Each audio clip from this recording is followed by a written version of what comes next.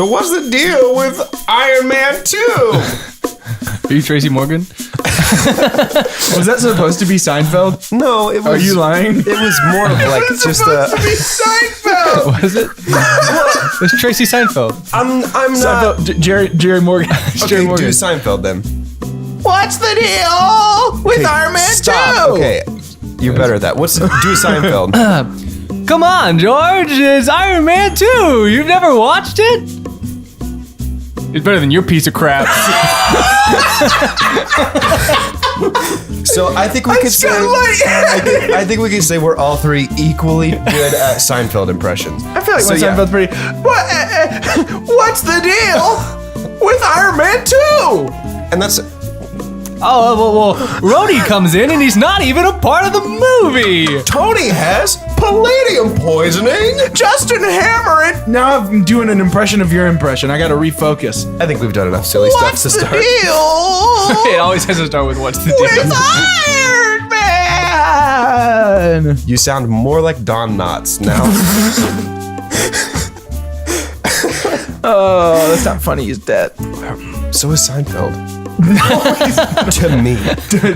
He crossed me Jerry one too many times. Don't come to me. I was not invited to get coffee with him in his car, and so he's dead to me. Hello, and welcome to Two Chunks and a Hunk, our movie podcast where we give pumps and dumps. My name is Jordan Wonders, and this week especially, I'm your chunk.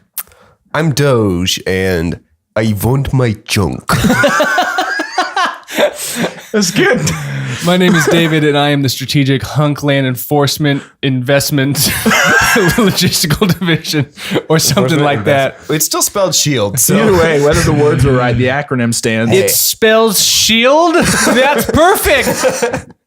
We've only been around for 65 years. Never realized. Guys, that's not this movie. I know. It's just so silly. It crosses over, though. They're connected.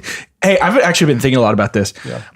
I have a theory that all of the Marvel MCU movies are in the same universe. What? But like, think about how many characters. different time periods, right? No, I think they're all like the same. Are they going to team up ever? I don't know, but that Probably seems a little not. far-fetched to Probably me. not. Yeah, because I mean, in the logic, obviously it's 2011, 2010, maybe. I can't remember.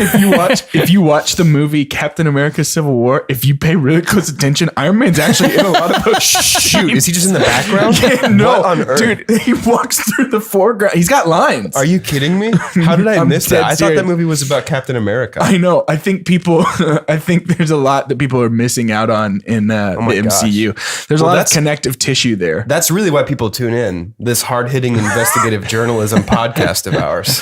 So, I mean, it's getting pretty real out there. But Wow. More importantly than my wild and crazy off-the-wall fan theories, this week we're talking about Iron Man 2. And as always, there's no better way that I can think of to start than by tossing it to our good friend Daz for a synops. Daz? Wait, before we start the snops, are we gonna address that there's no subtitle here? Iron Man 2. Just Iron Man 2. There's no subtitle for 3 either. Iron Man is the only franchise in the MCU with numbered sequels besides Guardians of the Galaxy. Interesting. Because Guardians of the Galaxy is Guardians Volume and then Volume 2. Which is great. Everything else is like Thor: The Dark World. Yeah. And going forward, Thor becomes the last entry in a mini franchise within this franchise that doesn't have a subtitle. Thor Ragnarok. Yeah, because everything else is like Thor: The Dark World, Thor Ragnarok, or Spider-Man: Homecoming. Yeah. Or, I mean, some of the others don't have subtitles. Ant-Man doesn't have a subtitle. Doctor Guys, Strange doesn't have a subtitle. I don't know what I'm talking about. What are you, an idiot? I don't know what I'm talking about. The Avengers doesn't have a subtitle. So It does. Avengers. The Avengers. No, the movie is called The. And then The colon Avengers. Avengers. Yeah, Interesting. yeah. I didn't So know. are you for subtitles or against Avengers. them? For subtitles or against them? Hang on. You are missing the fact that we just said the colon Avengers as if it's some sort of dietary pill that you can take to make yourself poop out all the bad things that you've eaten. Cleans out your poo. Colon Avengers. The colon Avengers. Dibs, by the way. Yeah. Okay. A synopsis. Hold on. David asked a really good You asked a question. question. For subtitles or against them? Go. I'm for subtitles. For subtitles, I love I'm it. against them. Why? You know, just to be different. You know, it seems cheesy to me Oh, I don't know why. you should talk to Kevin Feige about that. If something seems too cheesy for you, you should take some colon Avengers. Get that cheese right out of you. Nice. I like the simplicity of just Iron Man 2. Not like the escape clause. Iron Man 2, the escape clause. I wish I had never had the arc reactor ever. At all. That's a callback to our Santa Claus series. If you didn't watch that, and you probably didn't, Don't. It's not entertaining. This is okay. This is actually trucking through this episode. This is actually the second time today, even before this recording, that we have connected Iron Man 2 and the Santa Claus 2 together. Shared universe, anyone? I have this theory that Iron Man 2 and the Santa Claus 2 take place in the same universe. I think they definitely do. Notice, Santa Claus and Iron Man are never in the same room at the same time. Gosh. I heard Santa is Tony Stark's bodyguard. No way would he do that. Okay, somebody who doesn't Iron like Man violence. 2. I am Santa Man. Back in black, nice. Iron Man 2. We open in Russia with media coverage of the press conference that ended Iron Man 1.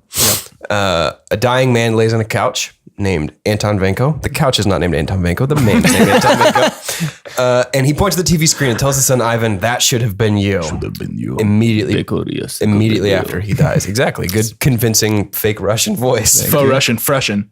Good Russian. So Anton dies immediately after saying this. And Ivan gets to work building a miniature arc reactor from a blueprint that bears the names Anton Vanko and Howard Stark. Meanwhile, in the United States, Tony Stark is on top of the world. He's reinstituted the Stark Expo, which is a gathering of scientific minds. It's kind of like a World's Fair type of thing, except it's a whole year long. And it just is playing in the background. I'm on top of the world. Yeah, exactly. And that's all we're allowed to sing before copyright laws come into play. So he's reinstituted the Stark Expo. Tony has stabilized the East-West relations. And he says that he has successfully privatized world peace. And then he does the double peace sign. Yeah, chunks it up. the Nixon thing. Yeah. And the whole time he is resisting government pressure to sell his technology to the government, claiming that it is not a weapon, but rather a high-tech prosthesis. Well, it's almost just to give it up, isn't it? Yeah, Not even sell it. Just give it to us. Just forfeit it. So everything looks like it's going great for Tony until the audience learns that Tony has some sort of poison in his blood. The audience, audiences in like us. Yes, as in the viewers. Yeah, Tony keeps this a secret. He's playing this, no pun intended, very close to the chest. Nice. Nice. Beautiful. So we find out that the palladium core of the arc reactor is leaking into Tony's blood. There's not a suitable element replacement. He said there's not even a suitable, I don't know anything about science. There's no way to There's no science way to do this. There's no science that he can use besides Science says no. palladium. He has to use palladium because it's the only thing strong enough to power the arc reactor. And so it's leaking and it's killing him and it's accelerating. Yeah. He's burning through palladium cores faster and faster and his blood toxicity keeps climbing and climbing. And it's worse when he uses the suit, right? It is. Suit. Yeah, exactly. Yeah, I watched the movie. The very thing that's killing you is also keeping you alive. It's the opposite. It was the very thing that's keeping you alive is also killing you. Who are you doing an impression of right now? That was kind of Seinfeld, right? That was Jerry Seinfeld. Well, the toxin is going into your blood. So Tony's the best one yet. Tony's afraid of death and kind of becomes overly concerned about his legacy, the kind of legacy that he's going to leave behind. Yeah. And so he starts to act erratically. He names Pepper Potts CEO of Stark Industries and steps down. At the last minute, he decides to compete in the Monaco Grand Prix, not as a sponsor, but as a driver. And so he is driving in a race that he is thoroughly unprepared and unqualified to participate in. And Ivan Vanko attacks him on the racetrack. Whiplash. Using electrified whips powered by a copycat arc reactor that he's designed. Yeah. He crashes Tony's car, and Tony dons the Mark V armor, which is kept in a briefcase, and defeats Ivan Vanko by ripping out the arc reactor that's powering his whips and knocking him unconscious. Vanko is taken to prison, but not before he is noticed by Tony's rival, Justin Hammer. Hammer helps Ivan Vanko. Actually, Hammer doesn't help him. Hammer just does it for him. Hammer fakes Vanko's death, helps him avoid prison with the exchange of, Ivan, you're going to come work for me, and you're going to make me Iron Man tech. So all this time, Tony's blood toxicity is still out of control. Yeah. He's at what he believes to be his final birthday party. And he gets very drunk in the Iron Man armor and begins acting out of control. And so Rhodey, who is now Don Cheadle and not Terrence Howard. Yep. Rhodey puts on the Mark II silver prototype from Iron Man 1. Love it. I have and a theory restrains about him. this scene, by the way. Don't let me forget to talk about it when we get there in the discussion. If Jordan forgets to talk about it, let us know in the comments. We're going to delete everything. Like, we're going to just stop doing Our channel's this. over. This is over. This has been fun. So the fight ends with Rhodey restraining Tony, ends in a stalemate, and Rhodey, believing that Tony is not responsible enough for this technology, takes confiscates the Mark II suit and delivers it to the United States Air Force, where they bring in Justin Hammer to heavily weaponize it. Yep. The next day, S.H.I.E.L.D. director Nick Fury arrives and drops some information bombs on Tony. Number one, the new personal assistant that he hired to replace Pepper, what was her name? Natalie Rushman, is actually S.H.I.E.L.D. agent Natasha Romanoff, who's been tasked with compiling a comprehensive personality report on Tony. Yes. The second knowledge bomb is that Howard Stark, Tony's father, was a founding member of S.H.I.E.L.D. and was working on some sort of energy source that was going to kickstart another energy race. It was going to be big. Yeah. And so Fury, he leaves Tony a briefcase full of his father's work and some old reel-to-reel tapes of his father. And he also leaves Agent Coulson with Tony, who has strict orders to not allow Tony to leave the house. He's essentially forcing Tony to finish his father's work. Tony digs into the tapes and finds out that the Stark Expo diorama is actually a diagram, a model of the molecular structure of a heretofore undiscovered element. And Howard Stark says he's limited by the technology of his time, but he knows that Tony can do it. And he says, regardless of all of that, my greatest creation will always be you. It's very touching. It's very touching. I really, really love that aspect of the story. And so Tony, he synthesizes the element and then finds out that Vanko is still alive. Vanko calls him. And so Tony skips the testing of the element, creates a new arc reactor with it, and uses it to power. It's a suitable replacement for palladium, and so it's the answer to his blood poisoning problems.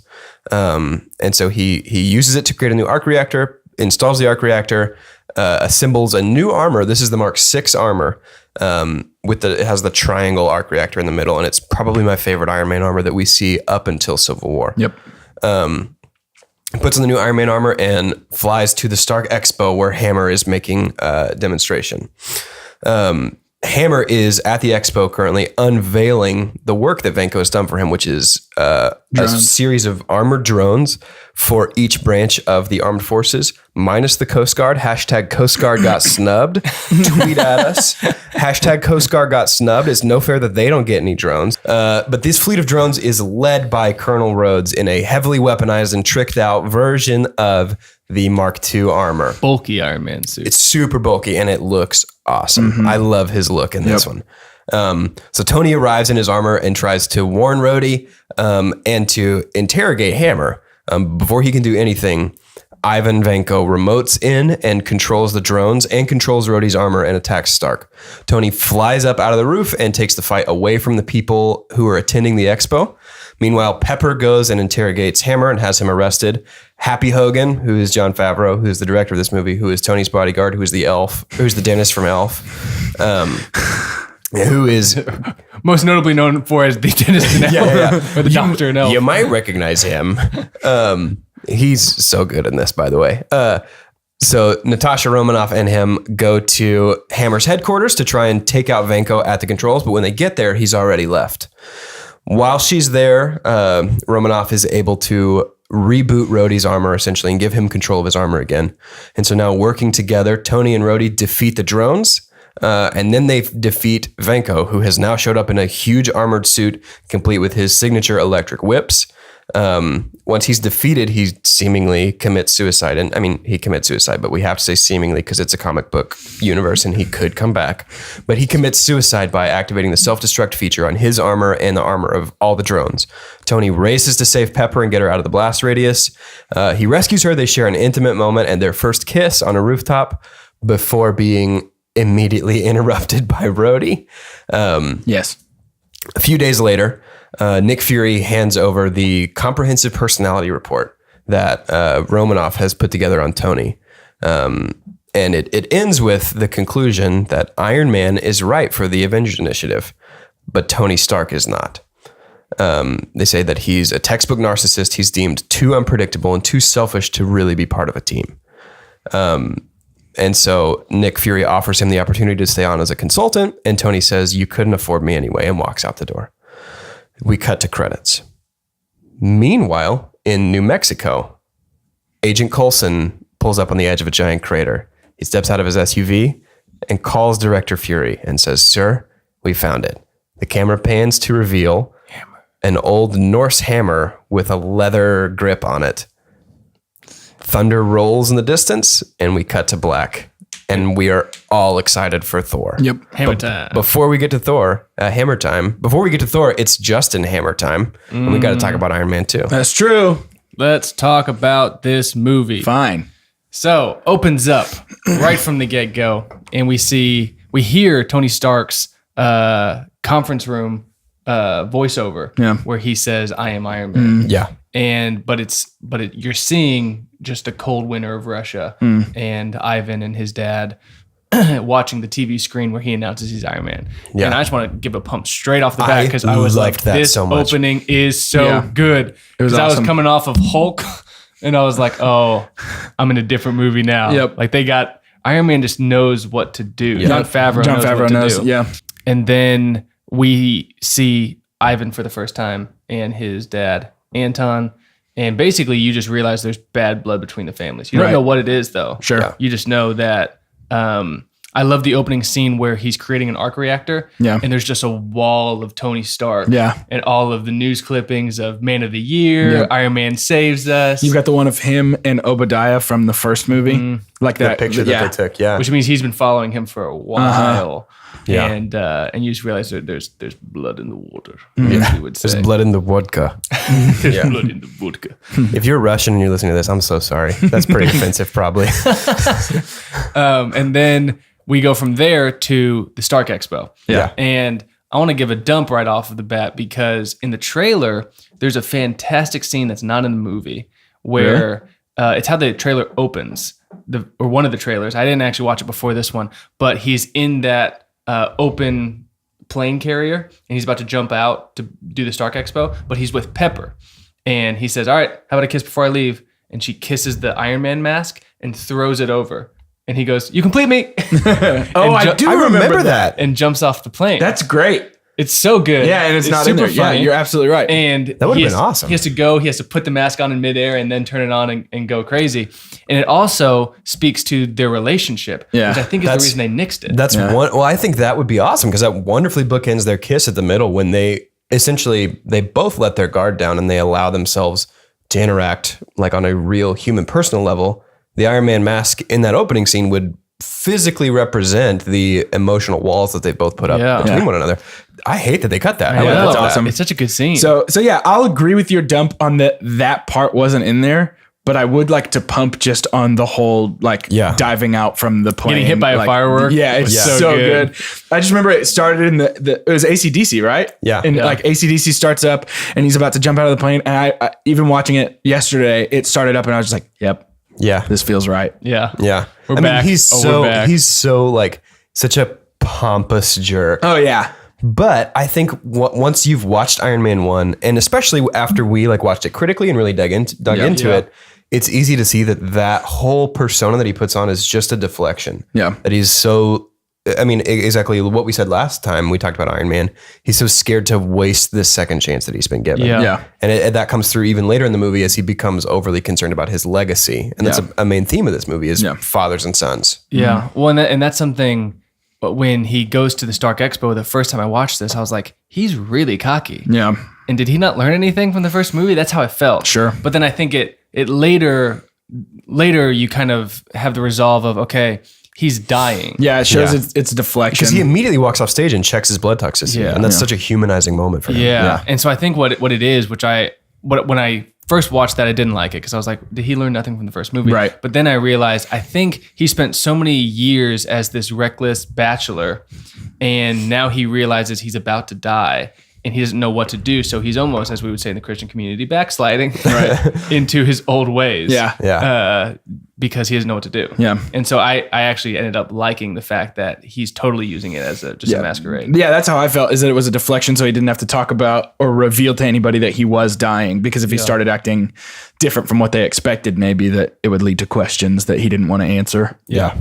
So he basically says you're welcome to the American people. We see him in the Senate where he gets a subpoena to appear in court the next morning. Senate from Kate Mara, by the way. Yeah, which is crazy. She's in it for 5 seconds, and Olivia Munn's in it for 2 Yeah, seconds. she is. She's so a reporter. weird. It's so crazy. Yeah, I was like, this movie's stacked, and I was like, no, it's just those 2 scenes. Yeah, but it's accidentally stacked. I think it was before either of them were really like big time stars. Yeah. Iron Man, it elevates careers here. It does. Iron Man's your one-way ticket to the clouds. that's really the only reason we're talking about it, is we're hoping to become famous by talking. I want some proximity fame. Hashtag Chunky's in Iron Man 4. We need to be in the next one. I want to be the new AI that replaces Friday that he has now. Well, we're the only people. We're the only people that talk. Hey, what if we were the AI? Collectively, What if it was like a split personality AI? And we argue about what's best for Tony. And we're in Iron Man 4. he's like, get me there quick. I'm like, yeah, you got to take Mulholland. No, definitely don't go that way. No. And then everybody dies because we can't make up our mind about what the best way to go is. It'll be great. If you want that to happen, start that social media campaign. I feel Stephen Baker, we're talking to you. We're obviously the only people in the world that have ever talked about these movies before. Yeah, like nobody's ever we're not rehashing anything. These are like hidden gem movies. Yeah, it's like we're really, I feel like, trying to elevate the fame of these because nobody knows what these are. These just cool little indie underground movies. Nobody's seen these. They're great. You guys need to check these out. Give indie developers a chance. Go to your Blockbuster and rent them. Support indie art. So he gets served the subpoena. He shows up in court the next day, and Senator Stern is basically saying, like you said, give the Iron Man suit to America because other nations are developing this, and we need to have it first as a defense mechanism, as a deterrent. And he brings Justin Hammer, who is the weapons expert for the United States military. He essentially holds all the weapons contracts for the U.S. Which used to be Stark. Because this is very important, and I'm going to do it right now. Oh, I'm so ready for it. My super pump for this movie is Sam Rockwell as Justin Hammer. Let me tell you this. My super pump for this movie is Sam Rockwell as Justin Hammer. Oh, it's a super duper pump. David. Nope, it's not a super duper. Not a super duper. He steals every scene he's in. He is hilarious. His timing is perfect. He is excellent at acting just like a jerk. Like, he is so fun, so good. And every single scene that he was in, I got very excited to watch. He goes toe to toe with Robert Downey Jr. on the charisma wrestling mat and holds his own. Yeah. Like, he is so good. He's definitely larger than life in this, but not in a bad way. He's so charismatic. Like, it's amazing. He's so good. So Howard Stern brings in Justin Hammer. Not Howard Stern. No. No, not human. You look closely. Not human Big Bird. It is the original America's Got Talent judge, Howard Stern, in this movie. So Senator Stern brings in Justin Hammer, who is the in charge of the weapons division for the United States military, which used to be Tony, but after Tony cut the weapons in Iron Man 1. In Iron Man 1, he later addresses, once Tony got out of the game, it was great for me. Yeah. So he comes into the Senate to basically back up Senator Stern's point that other nations are working on this and we need to have it first. And Tony, I wish that I could say that I felt protected, but I don't. I wish I could keep my doors unlocked tonight, but this isn't Canada. Yeah. So he's saying, which is very funny, by the way. We need this technology because we're not safe, and I'd love to trust you, but I can't. Yeah.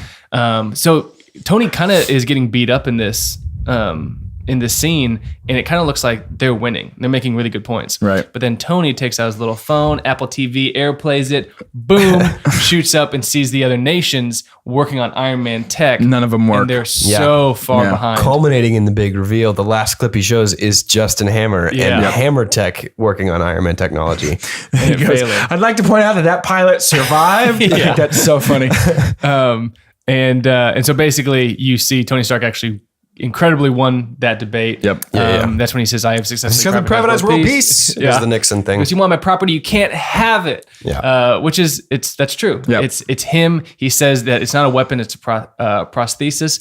Part of me being the Iron Man are one. hilarious. Which would mean I would be giving you myself, and I'm not going to do that. And that's illegal for you to force me to do. Yep. So he leaves, making bad blood with the senator. And Well, wait, the United Rhodey States. comes in this. Rhodey, yeah, you're right. He brings Rhodey Yeah. in and says, I want to get his thoughts because Yeah. he wrote a paper on Iron Man, and I want you to read one paragraph. And Rhodey kind of refuses, but it has one of the best character introductions for an actor swap I know. I'm in the gonna history. I'm gonna give a pump to Don Cheadle's first line in this. Don Cheadle replaced Terrence Howard in the role. Yep. Don Cheadle's first lines in this.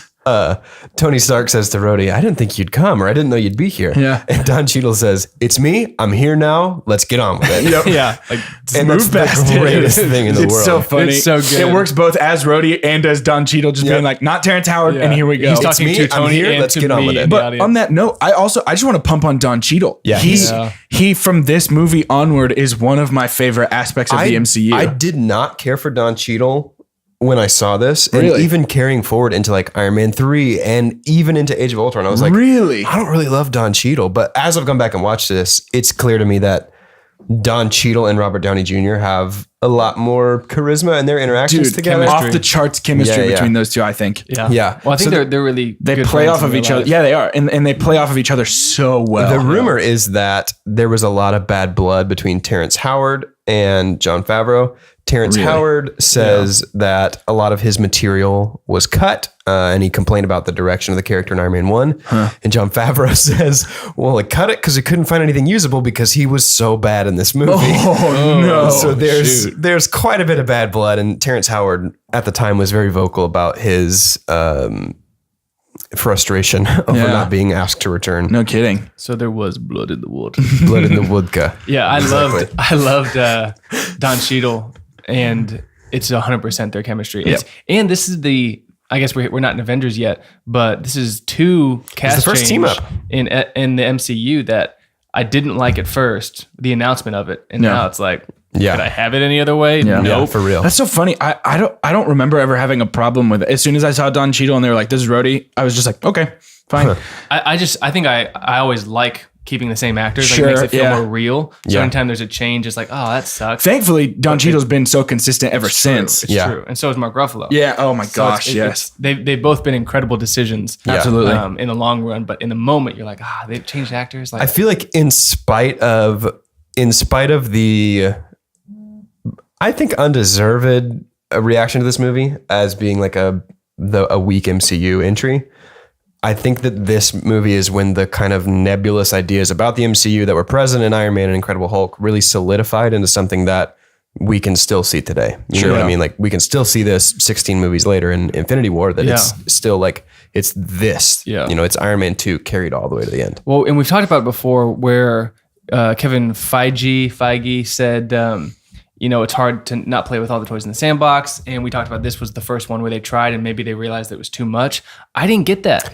I did not get that either. That was I was hoping, or I was expecting to see this and be like, man, they put way too much in this movie. And I was like, no, they didn't. Yeah. that was the response that I remembered. Like, this was my second time to watch this because I saw it in the theater, and I think part of it was the marketing. I was misled into thinking that it was going to be very similar to Iron Man 1, and it's not. It's a totally different Because I animal. didn't like it that much when I first saw it. I didn't either. And I remember my response to it over time has solidified into, it was just crowded. It was Spider-Man 3. Like, there was just too much going on. Yeah. Watching it yesterday, I thoroughly enjoyed it and thought it was very easy to follow and like a pretty Entertained the streamlined whole time. narrative. Yeah. For sure. No, I also thoroughly enjoyed watching it. I think that honestly, I think the story's pretty streamlined in my opinion. There's only a few things going on, really. Yeah. I think there's three basic, if you want to call them antagonists or verses, it's Tony versus Hammer. Mm-hmm. There's Tony versus Ivan or Whiplash. And then there's Tony versus Like his own blood. mortality. Yeah. Yeah. So it's interesting that you bring up Tony versus himself. This movie cribs heavily from probably the most influential, definitely the most well-known Iron Man story of all time. It's a arc of issues called Demon in a Bottle. And in this, in Demon in a Bottle, it's all about Tony's struggle with alcoholism. Yeah. And so the story starts and Tony's suit begins malfunctioning. The US government sees this and says, you have to turn over the suit because we don't trust you to be in it anymore. The difference is Tony does turn over the suit. But once he's without the Iron Man tech is when he starts drinking heavily and he turns to alcohol to fill the void that Iron Man left in his life. Yeah. Colonel Rhodes and Tony in the comics go to Monaco to investigate Justin Hammer. Yeah. When he's there, Tony's captured by Justin Hammer, where it's revealed that Hammer has been the one sabotaging the Iron Man tech. Rhodes and Tony essentially team up and save the day. They escape from Hammer. They reclaim the suit, but Tony still continues to drink. Eventually he hits rock bottom and admits he needs help, but the alcoholism is something that carries forward in Tony's character in the comics. Obviously we're going to downplay that in the movie version. Yeah. But I think it's easy to read the Tony versus himself conflict present in Demon in a Bottle as Tony versus his own self-destructive streak. Yeah. Which is, it's easy to transplant that onto the Tony and Palladium thing. It's Tony versus his own self-destructive impulses. Yeah. And mortality because he's about to die. Yeah. And so of those three, Hammer, Whiplash, and himself, I think Tony versus himself or his own mortality is the most drawing versus that. I think it's the most like emotionally compelling of the storylines. I think the almost arms race, if you will, between him and Hammer is the most entertaining to watch. Yeah. Yeah. But I think one of the big things for me, and it happens in a lot of movies where you don't feel like the hero's ever going to lose. Yeah. Yeah. I didn't feel like Whiplash ever was going to beat Tony or Iron Man. I didn't feel like Hammer was ever supposed to hold a candle to Tony. Yeah, but the blood could have gotten him. The blood I'm could with have gotten you. him. So Yeah, I think that I'm was with the you. most compelling Totally by agree. far because you're like, ooh, that could end him. Yeah. And I think so the distinction that you just mentioned is why it's solidified in my mind as a movie with so much going on. Because that's three pretty different lines of conflict throughout this movie. One is against Tony the engineer, one is against Tony the hero, and one is against Tony the man. Yeah. And so I think my super dump is going to go to that structure, the fact that they're so clearly delineated. Yeah. And we essentially, we take the Whiplash plot, the Whiplash and Hammer plot, and we just move it over to the side. And then in the middle of this movie, we completely deal with the Tony versus Blood arc. We wrap that up. And then the second that ends, we're free to pick the Whiplash thing up again. Yeah. I don't care for that structure. Yeah. That makes it feel like this is two different movies put together. Instead, I would posit that this movie should be structured as Tony versus his own legacy. Yeah. And Tony sees that the things that he's done as Iron Man are still not enough to make up for his legacy as what they call him in Iron Man 1. He's a merchant of death. Yeah. He literally sells death to these impoverished nations in the Middle East. So if this movie was Tony versus his own legacy, then we're able to work in all of these secondary conflicts as Tony is terrified of dying and leaving this as his legacy. Yeah. Like if he dies, if the Palladium kills him, his legacy is that Hammer is out of control in developing weapons that we learn in the finale of this movie, he can't even control his own weapons. Yeah. He's trusting crazy people like Ivan Vanko to develop these things for him. And Tony's legacy is one of an arms race that ends in worldwide chaos. Right. Yeah. But yeah, we gotta start booking too, because we're still at the We Senate got room. sidetracked. So they go to Monaco and they have the Grand Prix race. And we see that Ivan had tickets to go to the Grand Prix. So he's going, Tony's going. That is where Whiplash reveals himself. I love when his clothes burn because the I arc love that reactor sequence. underneath it. Yep. The one thing I will dump on, and it's going to come up multiple times in the MCU, is like, ooh, that worked out perfectly. Yeah. He was disguised as just like a engineer or like a pit stop tech or whatever. at the Mechanic. actual That's the race. word that we're looking for. We know cars. A pit stop tech. He was a tire guy. He's a tire guy. He was a mechanic, for the race cars. And Tony is like 50 stories up at this big wig party with Elon Musk. Yeah. Yeah. Which is funny. I love that he's in this movie. Yeah. But then Tony, which I love, makes this decision where his blood toxicity is like 50%. And he looks in the mirror and he goes, got any other bad ideas? Basically saying like, I'm just going to, again, revert to my old ways. Like, I'm just going to go crazy. Yep. What else can you And do? then just cuts to him getting in the car. Which I love. Yeah. I love when he's like, what's the point of having a race car If you don't get never get to drive it. Yep. And he gets in the car, and at first I was like, how's he gonna drive a car? I was like, but he does fly like 500 miles an hour in the air, so I'm I pretty guess that's true. In the synopsis, I said he wasn't qualified or trained, but he does. He's pretty flies- well trained. He does break the sound barrier in a tiny Yeah. metal suit. But I will dump on the fact that Ivan was just at the perfect place at the perfect time, Yeah. and he like knew that Tony was gonna drive the car. Yeah. I would have liked if Ivan was gonna go up and then saw Tony on the TV coming down, Ran and down, went yeah. down, because it made no sense that he was just like, oh yeah, took the mask off or took the little helmet off, went to the middle of the road, did the whiplash, and you're like, well, I was lucky that he was there. Yeah. I don't think that we have enough material in the movie though to say that that's not what happened. Like we're not ever Maybe. presented with like this is my plan true. and this is the only way that it can happen and it's Yeah. dependent on this set of Here's coincidences. my thing. This scene, this whole like race scene was almost actually my super dump. But Really? because I like the fight at the end of it, and because I like the characterization of Tony as reckless, it's not. But to me, it just felt like a really cheap excuse to have a cool driving scene in the movie. I loved this. This scene was almost my super pump. I do love this scene. This was so fun for me. The whole time that anything other than Tony getting in, like everything between Tony getting in the car and Whiplash cutting his car in half and the fight kind of beginning, my eyes were just rolling the entire Really? time. I feel like the 100%. action, I feel like the action was so much better in this than it was in Iron Man 1 and even in The Incredible Hulk. But what I just said is not, this is a worse action movie. What I said is the driving But you said that was pointless. this boring to you, right? Yes. Yeah, that's what I'm saying is I don't feel that it was boring because I think in Hulk we got it's your turn to punch me. Now it's my turn to punch you. And in Iron Man, we almost got that same thing except for the Golmira action sequence and the cave breakout. So really only the last one, I guess. But I think that the action in this movie had enough variety. Yeah. Like it didn't stay too long in one Yeah, I like set that piece, it you know what I mean? It ended quick. I was like, Yeah. I'm not in the mood for a 15-minute fight scene right now. Yeah. Sure. The one part I rolled my eyes on was when two cars crashed behind him Yeah, and the and explosion. they exploded. And Yeah. I was like, cars crash all the time in Grand Prix, and I'm pretty sure they're not holding dynamite with them. Yeah. So I don't know why there's Yeah. a gigantic explosion. I don't know. For some reason, to me, like a driving scene for the sake of a driving scene is so boring There to wasn't me. a lot of driving in it.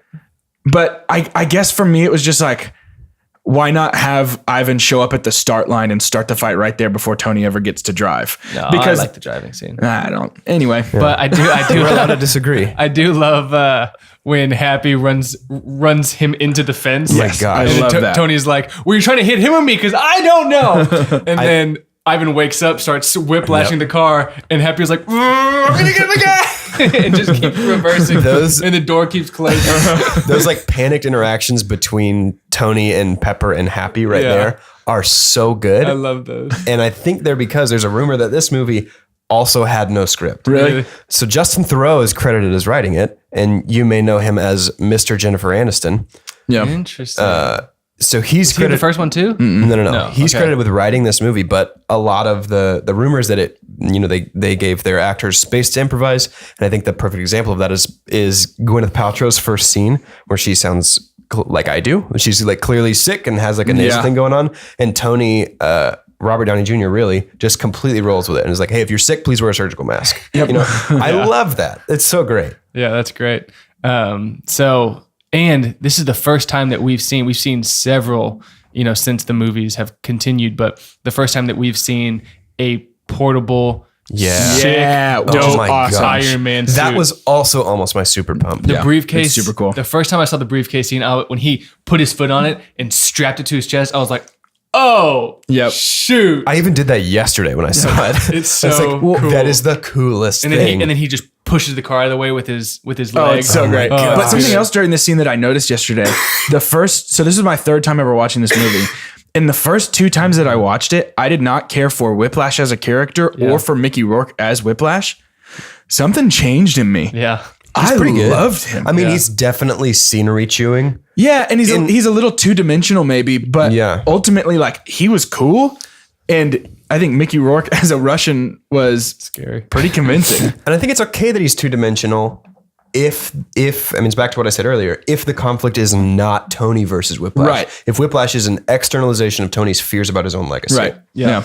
And so he defeats Whiplash, pulls the arc reactor out of his chest, and then visits him in the French prison. Well, Monaco, it's Right, on the Italian. Mediterranean France. But Is it in France or Italy? France. Yeah. Geography. Yeah, they're speaking French in the prison. Yeah. We all knew that. All three of us. And he visits him in prison and basically says, like, wasn't half bad tech. Why didn't you sell it to the black market? You could have made, a handsome paycheck. And you get, it's Ivan, right? Yeah. You get Whiplash, Ivan's plan, which wasn't to kill Tony, because he says, like, well, you failed. And he goes, did I? And he goes, if you can make God bleed, they cease to believe in him. Man, give it up for my Whiplash impression over good here. job, David. Really Good nice. job, David. Really nice. Good job, David. But Where's my board? where's my board? Where's my I want my board. I want my board. But basically says, I wanted to make you bleed, Yeah. and now the people will destroy you. Yeah. Which I thought was pretty compelling. Yeah, it's great. Also, did Batman steal that line in Batman versus Superman? Yes. Do you bleed, you will? It's true. 100% stolen. Well, Batman's just seen the movie. stolen from Iron Man 2. And from there, he leaves and later gets broken out of prison by Hammer, but is put with another person in his cell that has his same Yeah. jumpsuit on. So you realize that they're going to fake Body his double. death. Yeah. Yep. And, Just a giant dead guy crushed in an explosion. Yep. And Hammer says, I want you to build me suits. Yep. Because you're such a waste of brain. Like if raw you- talent, if essentially, you yeah. Get shipped off to God knows where. So I want you to make suits for me. And he begins to make suits, but he wants to make them droids. And he has one condition. I want my board. Literally, the face looks a little bit like droids from Star Wars. Yeah, it totally does look like- 100%. like the droidicas. No, just the droids, the battle droids. The droidicas, the circle ones. Droidicas are destroyers. The roly boys. Yeah, with the portable shield Gotcha. generator. We'll talk about Star We do Wars meet. instead. We met a little bit before this, but I don't want to talk too much about it right now. Natalie Rushman, Yeah. who we Yeah. know is Natasha Romanoff, but we don't know that at the time. Not at the I don't think time, we're no. supposed to We know don't find that out until the reveal after the birthday She does party. have crazy green contact lenses that were a little distracting at first. You guys And notice that? her hair is like the color of a brick. Yeah. Like it's Yeah. so ridiculously red. And here's the thing. I don't feel like we would have any credibility left if I claimed that Scarlett Johansson was not attractive in this movie. Obviously. But she's a very naturally pretty person, and I don't care for the way that they did like her makeup or like the things that they made her wear in this movie. It's like guy. no. For real, it's like to me, it's like she doesn't. I completely agree. She's got like these perfect curled like ringlets of She hair just the looks whole strange. movie. Yeah. like Which I mean, there's somebody out there who's gonna be like, it was part of her cover. I don't think so. Because I also believe that Scarlett Johansson was kind of wasted in this movie Yeah. up until maybe the very end and even kind of beyond. Like, I don't think Black Widow as a character became cool until Avengers. Yeah. I agree, and I feel like Scarlett Johansson was still trying to get her head around like, how do I be an action star girl? Yeah. rather than like a rom-com girl. Yeah, I agree. Honestly, she might not have. I don't know if I liked her before Winter Soldier. Now that I I'm was just thinking about to say, it. I didn't think she was interesting until Winter Soldier. Yeah. Here's the thing. I'm going to give out my super dump. I thought about this a lot. Hey. Because I actually consider it being Whiplash, not because I don't like him as a character, but just him in this structure. Yeah. I never thought he was like overwhelmingly powerful. Right. But the fact that the Black Widow, the Russian spy, is not Russian at all. Yeah.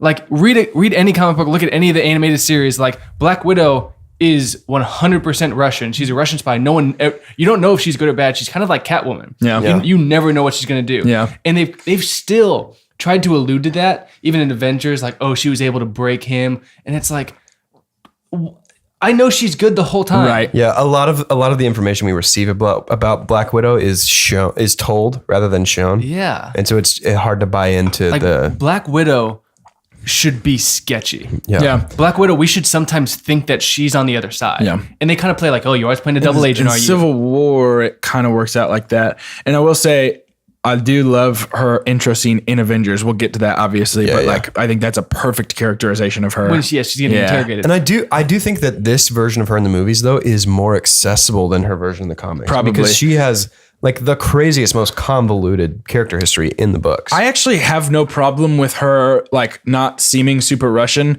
because like her legal name is Russian. And I think you could probably argue that part of her learning a billion languages and learning to blend in was probably losing the accent. And I get that that's reaching and I understand that. And I don't normally like that, but I guess that's just why I don't have necessarily have a problem with it, but I hear what you're saying. I feel like it's not Black Widow. It's a different character. Okay, what if Mickey Rourke is Black Widow? Honestly, he's Russian. I think that they didn't give her Russian accent because Mickey Rourke was already Russian, and this couldn't be the Attack of the Russians movie. So they just that wouldn't go over well. I think it was because Scarlett Johansson probably doesn't have a Russian accent in her back pocket. She had a great accent in Hail Caesar, where she was like old school New York, and she like nailed it. Yeah. So I think we're not giving her enough credit. I think she could do it. I think she's great. She's a great actress. I don't know if she could do it. I stand by what I said. But anyway, that was my super dumb. Are we at birthday party now? We are. Yeah. Did we get to birthday party? Yeah, let's talk about that a little bit. So he basically asks Natasha, who is still Natalie at this point, for him, and says, what would you do if it was your last birthday and you knew it was going to be your last birthday? And she says, I would do whatever I wanted with whoever I wanted. And I'm going to dump on that because we know that she is a SHIELD agent. And the fact that she, in her write-up at the end, like we talked about, is basically like, he's not fit to serve. He's like, you let him into that. Yeah, she got him into it. You baited him into that. But yeah, she's basically writing a report saying he's self-destructive, but she's basically trying to get him to be self-destructive. Yeah, she's like, every time I throw a pencil at his head, he gets angry at me. It doesn't make any sense. He has anger problems. Yeah. But so then they go to the party. The next scene we see, Tony is drunk in the Iron Man suit. And it's pretty hilarious. Yep. It's very funny. He's got some pretty funny lines where, what does he say? One of his first lines in the Iron Man suit. I'm blanking out, but I laughed so hard. It's like the question people ask me most often is, how do you pee in the suit? How do you pee in the suit? Like this. Like that. Just like that. And this so funny. I love when Pepper's like, you just peed in your suit. got And he's a like, no, filtration it's a filtration system. You could drink You that can water. drink this water. And I think that line was improv. It's so good. It So feels freaking very good. just So like good. off the cuff improv. But what I need to double check before I release my theory, because if I'm wrong about this, then my theory crumbles. Okay, this is what we teased in the intro, everybody. This is what We're you've back, all been waiting full circle. for. This is after he and Rhodey talked in the garage, right? What crush? When Rhodey comes in and they're like, he doesn't want any visitor. Like Natalie says he doesn't want any visitors, and Pepper says he's down in the garage. Go ahead. And then he goes down and helps Tony over to his chair. This is after that, right? Yeah. Okay, so I want to. It's never really addressed except for one small moment, and I think it's Black Widow says it after she's revealed as Black Widow, but there's a line where I believe it's her that says, you really expect me to believe that you didn't build in some sort of failsafe to make sure your suits couldn't be stolen. And Tony just kind of avoids the question.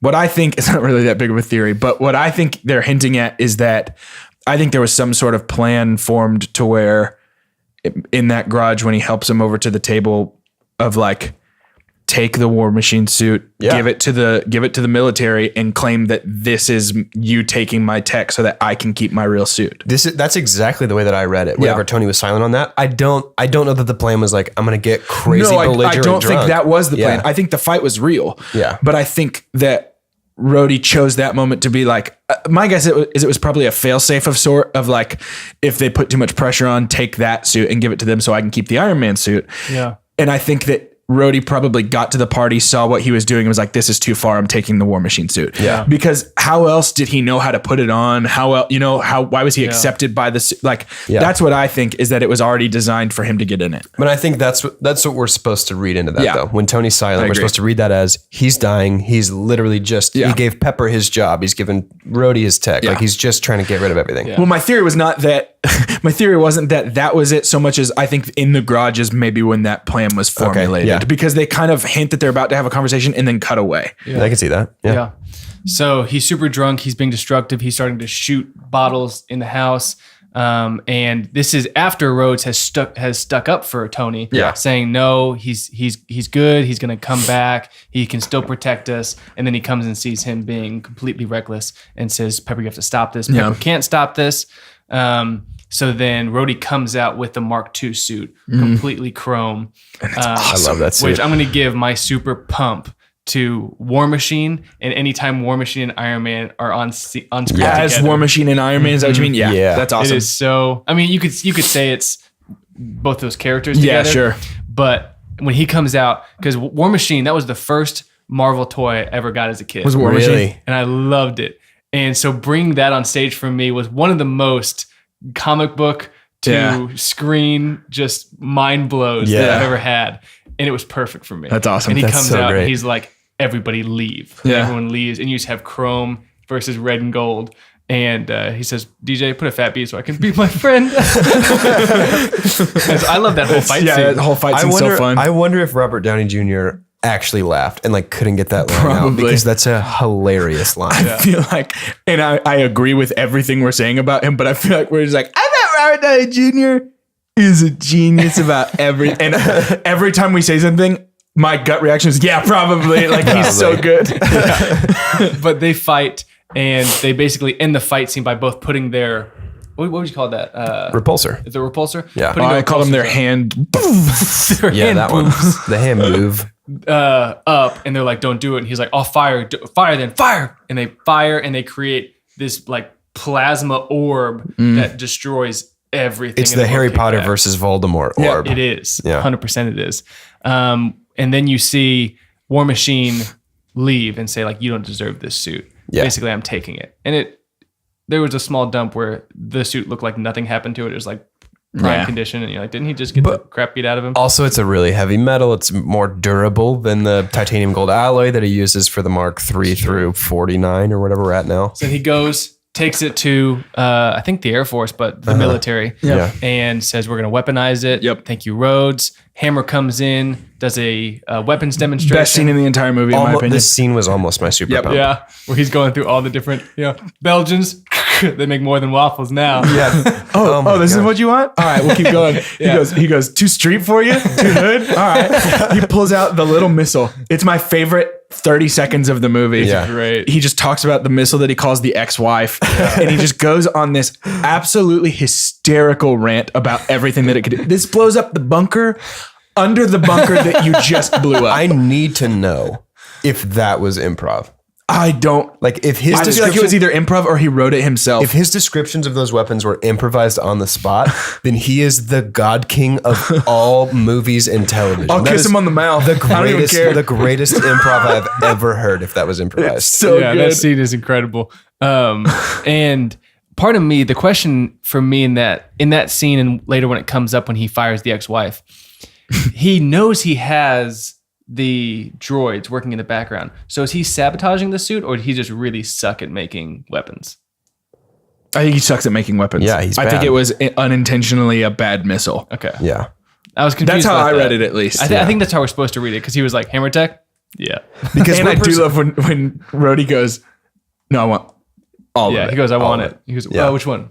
All of them. All of it. I love that. And when he's like, I can't read you, man. What are you thinking what's over your there? Tell deal? me something. So they completely weaponized the War Machine. He goes back to Ivan, and Ivan says, I can't make them fly or shoot for the demonstration. I can only make them salute. He's like, that's not what I asked for.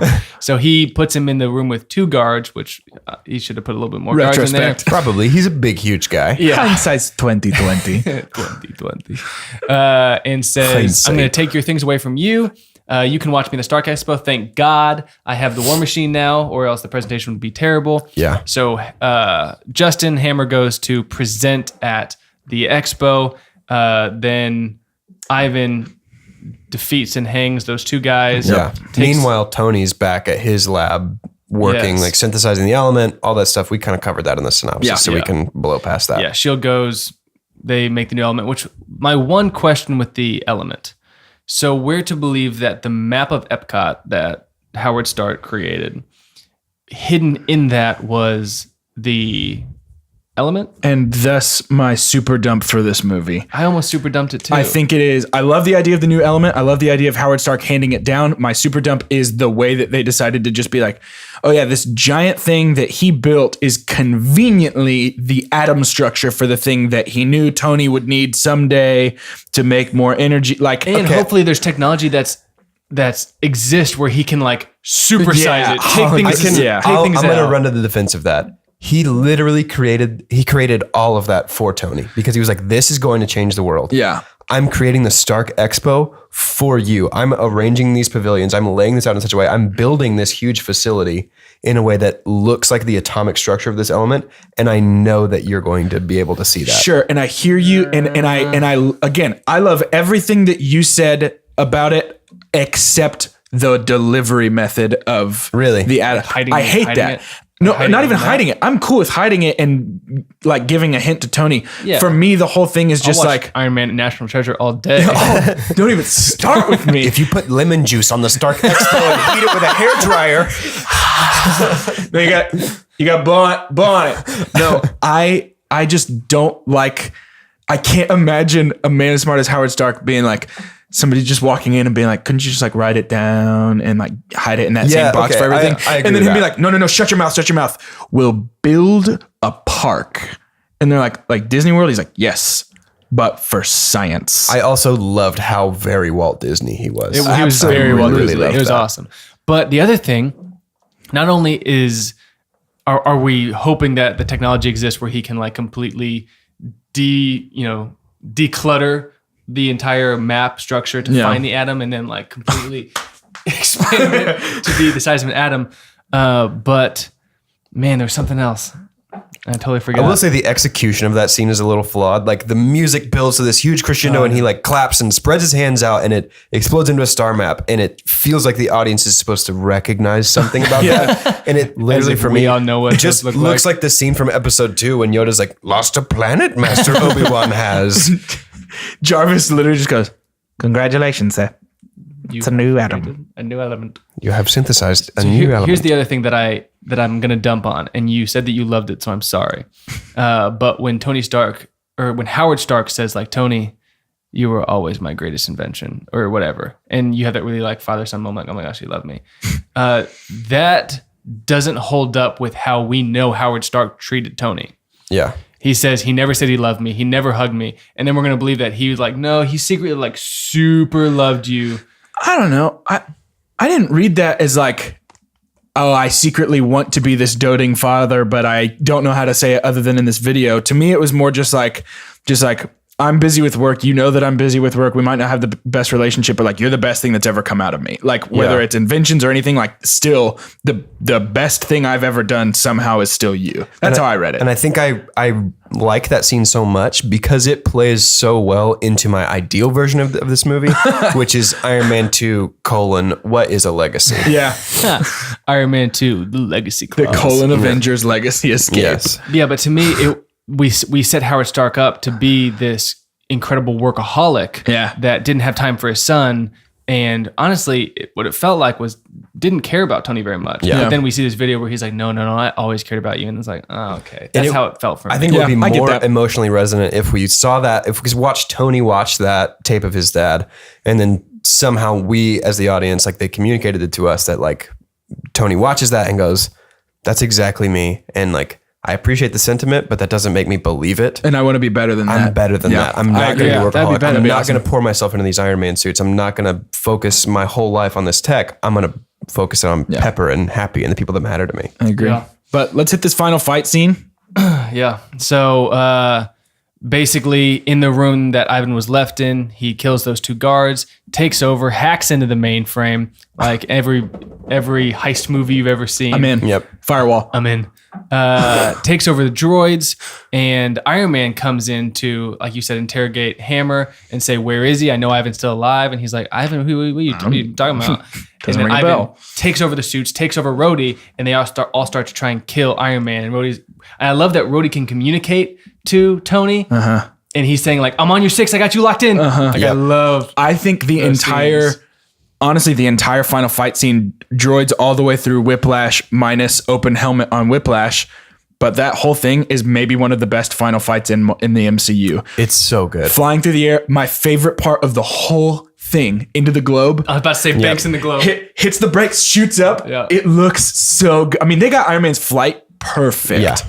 I will. So I love that scene. And let's go, because you go straight from there, you go to, again, my super pump, which is both of them on screen together. When Natasha land. brings back his best friend, and they get to fight together, and they have that incredible banter where he says, Big gun. Is that yeah, he's like, well, they're going to come from all angles, so we need our big gun on the top. And they're like, all right, cool. And they both start walking. And he's like, wait, what? Where you going? Where you going? I'm a big gun. I realize you have a big gun, but that doesn't make you the big gun. That's so good.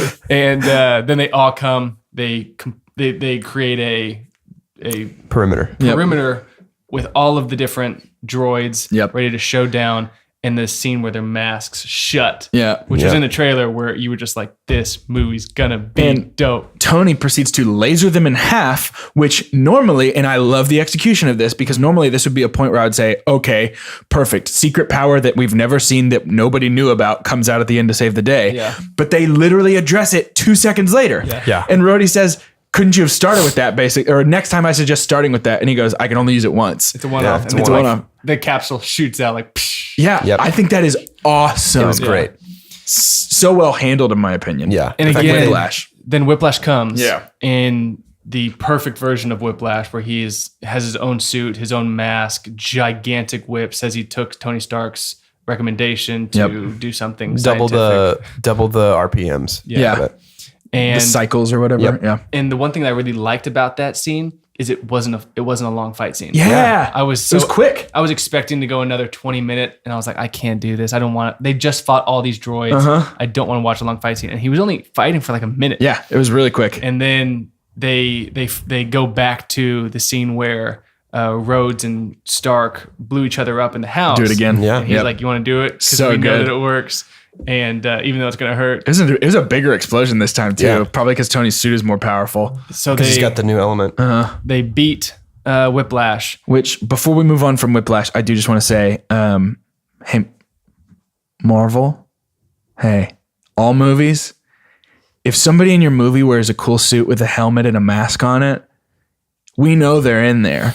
You don't have to take the mask off for the final fight. We get it. It's Mickey Rourke. We're good to go. Thank you so much. It does look a little silly when his It is mask so comes up. unsettling watching the CGI head try and balance on top of the metal body as it moves, and I hate it. They've done it less moving forward, but I think we talked about that in our Iron Man episode. We totally did. They've moved away from the kind of Spider-Man trend of like, it's a final fight. We gotta be able to watch our Spidey, actors yeah. act. And we'll talk about that when we get to Captain America too. Yeah. That is ridiculous. Yeah. But they beat Whiplash, and then he goes back to the line he said at the racetrack, "You lose. You lose." And Whoa. right?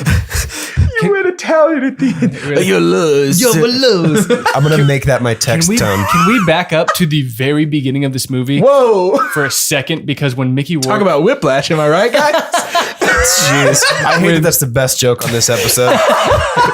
when Ivan's dad dies and he screams, Yeah. is the weirdest scream. He goes, ah! He goes like, his mouth doesn't open. He's like, He went to the Dragon Ball Z school of screaming.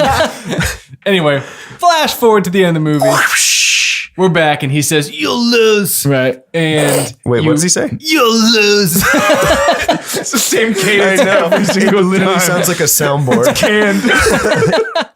But you realize that all of the droids are hooked up to explosives Yep. Yeah. that can detonate. They all start to detonate, which to me is a huge super dump, because he goes to save Pepper because she's standing near one, and he, I guess, knows that, or maybe thinks that. Yeah. Saves her.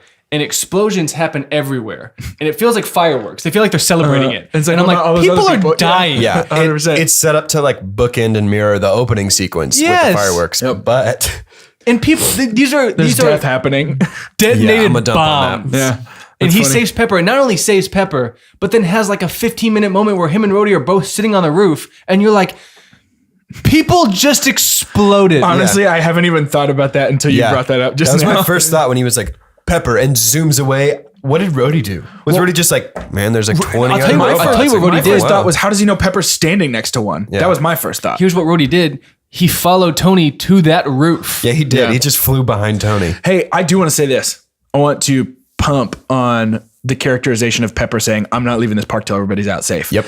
It's a very small moment, but I think it shows that like Pepper genuinely is such a good foil for Robert Downey Jr.'s Tony Stark, of just this like kind of selfish, pompous jerk, as we've said, and she is truly like this selfless, loving, like intentional person. Yeah. And I think that's And cool. I think if we were giving yearbook style awards to this movie, I think that Gwyneth Paltrow would receive like most improved. Most improved, 100%. She's so much better in this than she is in Iron Man 1. She agree. completely holds her own in this I agree. huge, larger than life I cast. do love when she says, I'm going to be the last to leave. I am confused why the cops are listening to her so much. Yeah. She was like, I need people in both of these quadrants. I need a perimeter right here. And they're like, got it. And I'm like, I'm put confused. Pepper over the Are police. are they cops or private security at Stark They were Expo? they could be. No, they were police. Were They were police. No, were they?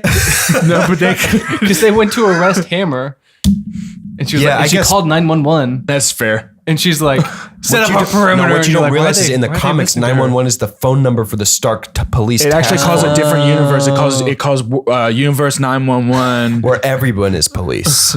Iron Police, with Spider you. Police, Hulk Police, Thor Police. You said that like Captain oh, Policica. police. Thor Police sounds like Police. a character from Greek mythology. It totally does. He was in the Trojan Horse, wasn't he? Thor Police. Oh, yeah. That's great. Anyway, So the kiss on the roof. Kiss on the roof. And Great Which I love. interaction up top. Big pump on that. yeah, I love kisses. we love watching those kiss scenes. I hate.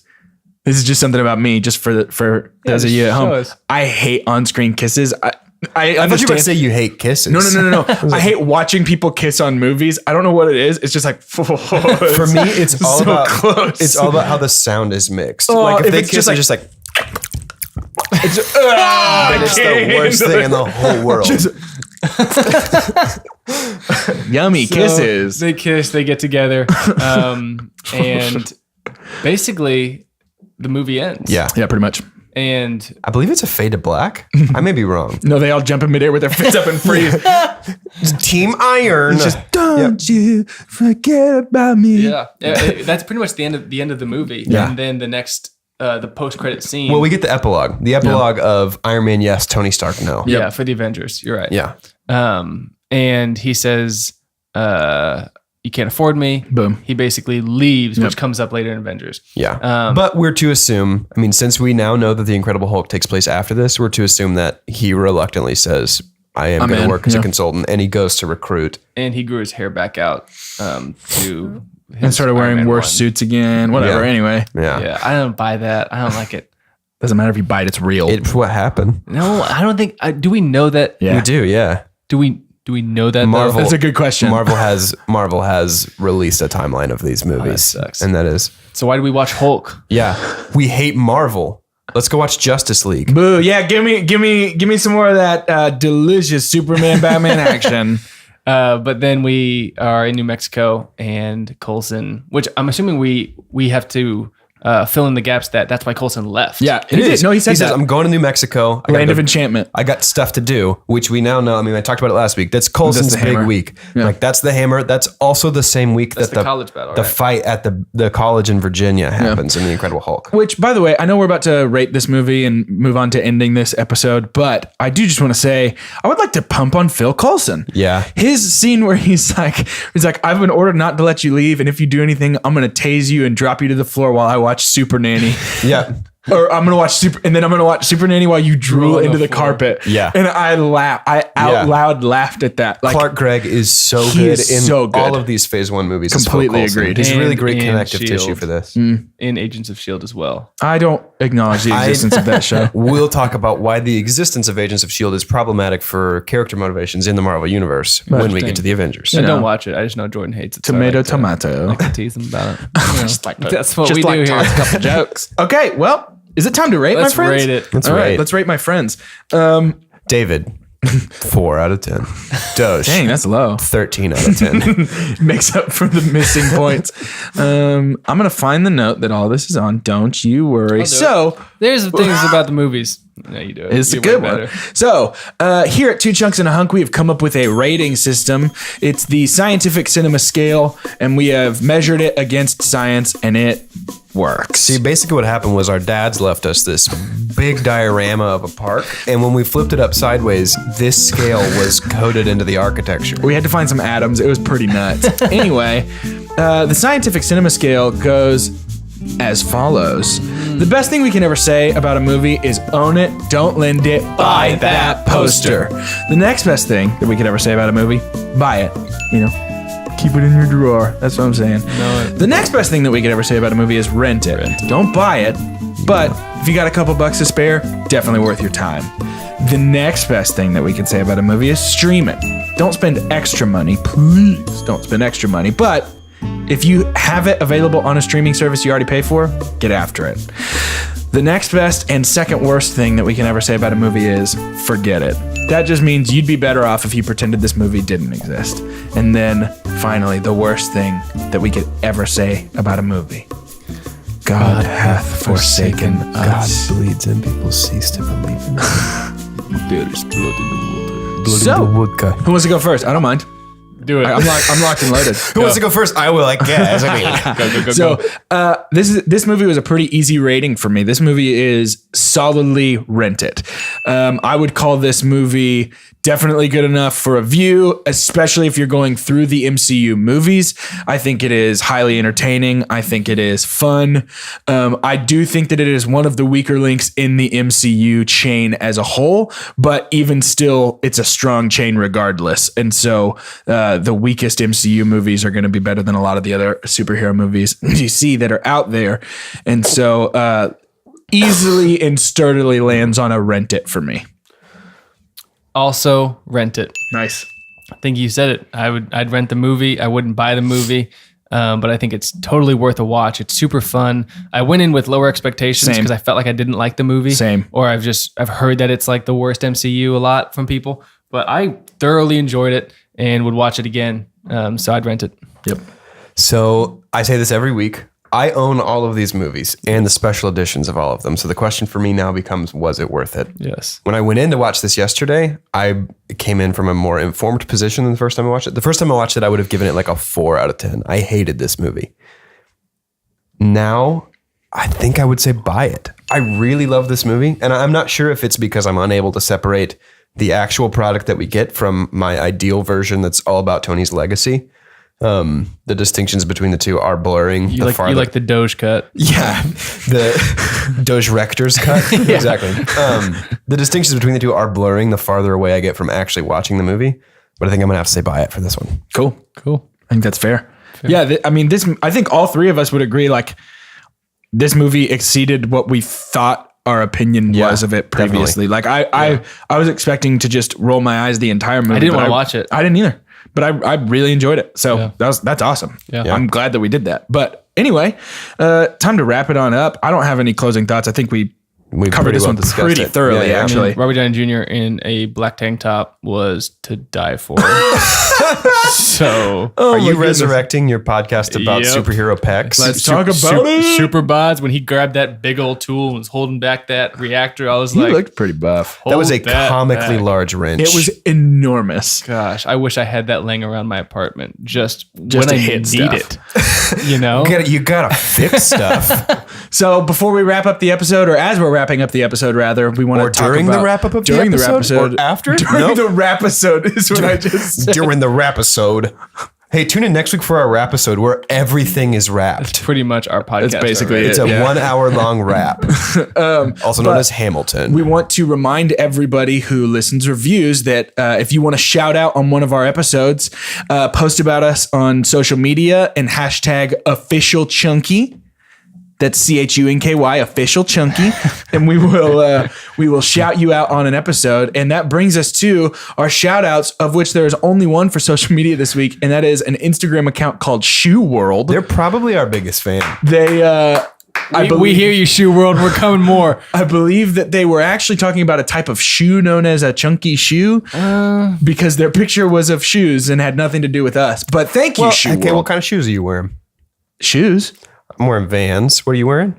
Junks. Yeah. Chunks. Official Shoe World. First official sponsor. Get at us. Follow Shoe World on Instagram, the official Instagram account of 2 Chunks and a Hunk. We'll talk about it. It'll be great with you, Shoe World. We'll have our lawyers talk to their lawyers. But we also want to give an enormous shout out to our sound guy and an unofficial official member of the 2 Chunks and a Hunk squad. He's our secret 4th podcast host. our sound guy, Adam, is here right now. He's with us. We got him. Working on the levels for the episode, recording, making sure we sound pretty in your ears on his 25th birthday. So for those of you at home, just be like, thanks, Adam. Can you come around so that they can see you? Step. He's behind. Hey, he's smiling. This is there he Adam's is. sign. Adam is in charge of making sure our audio sounds good. So if anything sounds bad, email Adam at adamgarystout@gmail.com and he will The respond. G in Gmail stands for Gary. How are you so much older than us? GaryMail.com. Are you a year older than us? Yes. Are you in a grade older than us? Yes. What grade are you in? What? When'd you go to school? Yeah, Who's if your you, homeroom? If you hate the audio, tell Doge. Well, it's that time again. Mm-hmm. Time to hit the old dusty trail. So saddle up. Settle up those settle up those oxens. oxens. We've got a trail to walk down. We got We got an Oregon Trail stroll down and die. we got to die of dysentery. I love that game. I hate that game. Really? I'm so I bad at it. dislike Oregon Oh, I Trail. love it. I mean, not if the goal is to win. Yes, it's terrible. But if your goal is to just see how quickly you die, I don't understand what you're saying. Wait, hang on. You can play a game without winning it? Isn't the goal of every game to win? not Oregon Trail.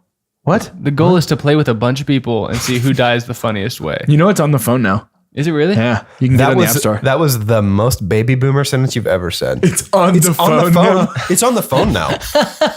You could get it as an application to do on the phone. It's on the telephone now. grandson sent me a link on the Facebook mail. Facebook, my grandson Nathan. Facebook.com, my grandson Nathan. Hey, I'm from Russia. Hey, it's me. Thanks, Alfred. Facebook.com. Facebook.com. Playing with a ruby I filed you. size I failed you. of a tangerine. I Facebooked. I Facebooked. Facebook. I Facebooked. All right, we got to end this episode. Man. Playing with a ruby the size of a Facebook. For Two Chunks and a Hunk, It's me.